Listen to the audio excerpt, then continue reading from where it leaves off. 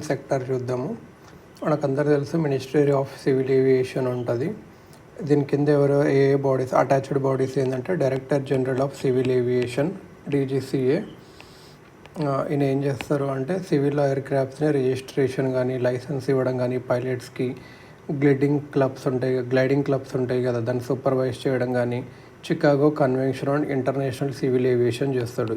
ఏ కన్వెన్షన్? Chicago convention on international civil aviation. EGCA online platform ఉంటుంది, directorate general of civil ఏవియేషన్ది. EGCA pilot లైసెన్సింగ్కి EGCA. GCA అంటే general of civil aviation. Statutory bodies ఏంటంటే మనకు అందరికీ తెలుసు ఎయిర్పోర్ట్స్ అథారిటీ ఆఫ్ ఇండియా. ఇది ఒక స్టాట్యుటరీ బాడీ. ఇది దేనికి అంటే క్రియేట్ చేయాలి, అప్గ్రేడ్ చేయాలి, మెయింటైన్ చేయాలి ఎయిర్పోర్ట్స్ని, రన్వేస్ని. 130 ఎయిర్పోర్ట్స్ పైన రన్ చేస్తుంది. కొన్ని డైరెక్ట్, కొన్ని ఏమో PPP మోడ్లో. GMR గ్రూప్ ఏమో ఢిల్లీ ముంబై ఎయిర్పోర్ట్స్, అదాని గ్రూప్ ఏమో అహ్మదాబాద్ లక్నో అలా PPP మోడ్లో. Airports economic regulatory authority act అంటే ఎయిర్పోర్ట్స్ ఎకనామిక్ రెగ్యులేటరీ అథారిటీ. ఇది ఒక స్టాట్యుటరీ రెగ్యులేటరు. ఇది పవర్స్ ఏంటంటే ఫీజు టారిఫ్స్ ఏవైతే ఎయిర్పోర్ట్లో ఛార్జ్ చేస్తారో దాన్ని రెగ్యులేట్ చేస్తుంది.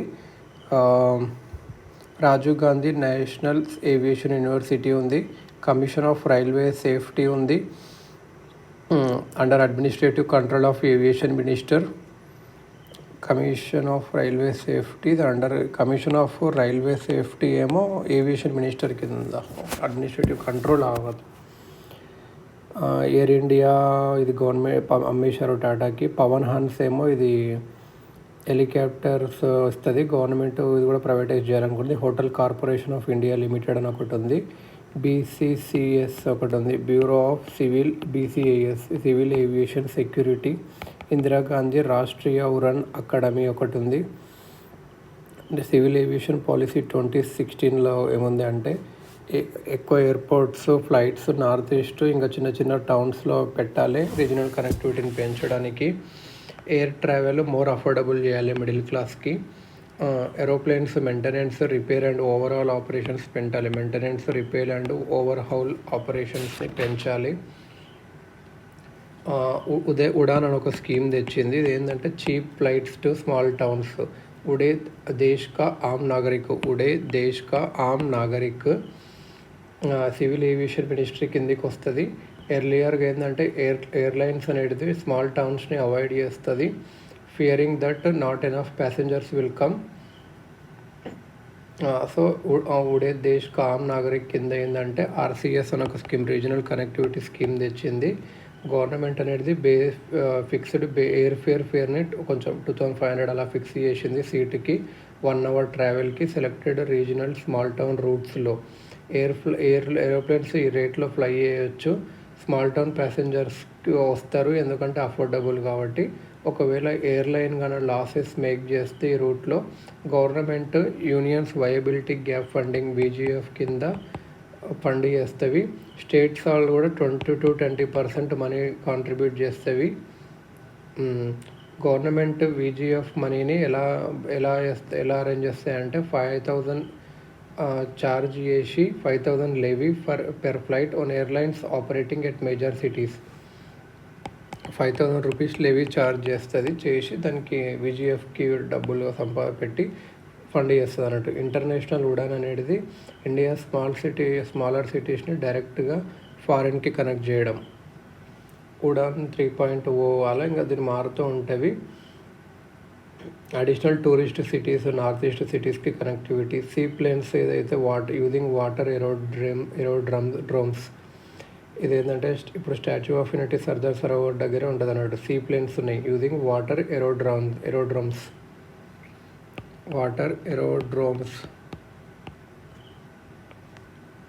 ఇది అన్నట్టు. శబర్మతి రివర్ ఫ్రంట్ ఏదైతే అహ్మదాబాద్ గుజరాత్లో ఉంది, బ్రహ్మపుత్ర రివర్ ఫ్రంట్ గువాహటి ఆసాంలో ఉంది అక్కడ అన్నట్టు. ఎక్కువ ఎయిర్పోర్ట్స్ ఒక స్కీమ్ పెట్టారు. Next generation airports for Bharat Nirman. ఇది 100 కొత్త ఎయిర్పోర్ట్స్ కడుతుంది వచ్చే 15 yearsలో. 4 lakh crore PPP మోడల్లో కడుతుంది ఎక్కువ. ఇది ఇది ఇంకా ఉన్న ఎయిర్పోర్ట్స్ని కూడా ఎక్స్పాండ్ చేస్తుంది, అప్గ్రేడ్ చేస్తుంది. No frills airport small towns north ఈస్ట్లో కన్స్ట్రక్ట్ చేస్తుంది. No frills airport only basic safety security ఫీచర్సే ఉంటాయి. ఫ్యాన్సీ లౌంజెస్ అవన్నీ ఉండవు. నో ఫ్రిల్స్ ఎయిర్పోర్ట్ ఇవన్నీ కన్వేయర్ బెల్ట్స్ అవి ఉండవు అన్నట్టు. జస్ట్ సింగిల్ స్టోరీ బిల్డింగ్ ఉంటుంది అట్లా. దాన్ని ఏవియేషన్ సెక్టర్స్కి ఛాలెంజెస్ ఏంటివి అంటే ఏటీఎఫ్ ట్యాక్సెస్. ఎయిర్లైన్స్ అనేటివి 50% ఆఫ్ రెవెన్యూస్ ఏవియేషన్ టర్బైన్ ఫ్యూల్లోనే స్పెండ్ చేస్తవి. ATF 50% of revenue.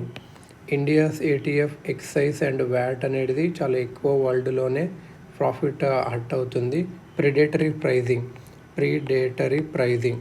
కొన్ని అంటే ఇది ఏంటంటే కావాలని చెప్పి ప్రోడక్ట్స్ని తక్కువ అమ్మడం అని చెప్పొచ్చు, వేరే కాంపిటీషన్స్ని తీసేయడానికి. ఎయిర్ డెక్కన్, స్పైస్ జెట్ దీన్ని చేసేవి. ఇది బ్యాడ్ ఫర్ ఎకనామీ, ఎందుకంటే లాంగ్ టర్మ్లో ఈ కంపెనీ అయినా కొలాప్స్ అవుతుంది, లేకపోతే మొనోపోలీ అయినా పెడుతుంది.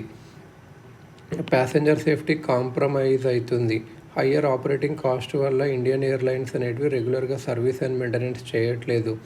Government owned air India losses చేస్తుంటే టాటా సన్స్ లిమిటెడ్కి అమ్మేశారు 18,000 crores అప్రాక్సిమేట్లీగా. జెట్ ఎయిర్వేస్ అనే ఒక ప్రైవేట్ సెక్టర్ ఎయిర్లైన్ కూడా షట్ డౌన్ అయింది ఎక్కువ లాసెస్ వల్ల. Air fare price ceiling. ఈ సివిల్ ఏవియేషన్ మినిస్ట్రీ కొన్ని టెక్నికల్ రిఫార్మ్స్ అనౌన్స్ చేసింది. Minimum fare for Delhi to Mumbai is 3,500 and maximum is 10,000. ఇది కన్స్యూమర్ ప్రొటెక్షన్ చేస్తుంది, కరోనా ట్రావెల్ అలా అని అంత ఏం లేదు. Solving the predatory pricing problem కూడా aviation for among aviation companies. Drone regulation and guard portal civil aviation ministry rules design చేస్తుంది. India's air స్పేస్ని red జోన్గా ఉంటుంది, ఇక్కడ ఫ్లయింగ్ అనేది పర్మిట్ కాదు. ఎల్లో జోన్గా ఉంటుంది, ఇది controlled air space. Green zone అనేది ఇది ఆటోమేటిక్ పర్మిషన్ ఓకే అన్నట్టు.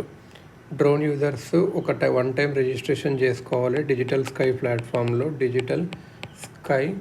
ప్లాట్ఫామ్ యాప్లో రిజిస్టర్ చేసుకోవాలి డిజిటల్ స్కై ప్లాట్ఫామ్లో. Then for every flight drone user must ask permission from mobile app based on the zone and GPS location. Its system will automatically permit or deny. Any drone without a digital permit will not able to take off. Thus it has no permission, no takeoff mechanism, NPNT. Guard portal అనేది DGCA to give fast track permission to government agencies for COVID-19 related drone operations. Economic survey ఏం చెప్పిందంటే ministry of civil aviation అనేది drone registration fee తగ్గించింది, numbers of documents కూడా తగ్గించింది, penalties కూడా తగ్గించింది. So ఇలా చేస్తే బాగుంటుందని. బడ్జెట్లో ఏముంది 2020లో కిసాన్ డ్రోన్స్ వాడచ్చు, డిజిటైజేషన్ ఆఫ్ ల్యాండ్ రికార్డ్స్లో, క్రాప్ అసెస్మెంట్లో, స్ప్రేయింగ్ ఆఫ్ ఇన్సెక్టిసైడ్స్, ఫెర్టిలైజర్స్కి. Drone as a service. ఇది డ్రోన్ యాజ్ ఎ సర్వీస్ ఇది అంతా ఏం లేదు. Renting drone training in ITS, drone import ban except for R&D and defence. దీనివల్ల డొమెస్టిక్కి యూజ్ అవుతుంది. Drone sector identified as a sunrise sector.